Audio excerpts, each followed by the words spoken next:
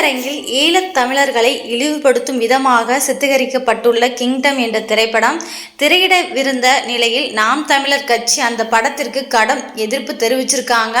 இது தொடர்பாக நாம் தமிழர் கட்சியினர் திரையரங்கு உரிமையாளர்களிடம் கடிதம் எழுத்து உடனடியாக அந்த படத்தை திரையிடுவதை நிறுத்த வேண்டும் என்று வலியுறுத்தியிருக்காங்க.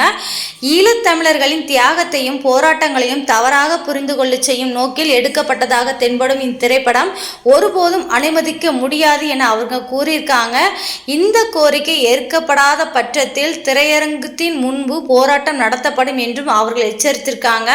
இந்த எதிர்ப்பின் முக்கிய நோக்கம் தமிழ் மக்களின் உணர்வுகளையும் ஈழத்தமிழர்களின் போராட்ட வரலாற்றையும் பாதுகாப்பதே ஆகும்.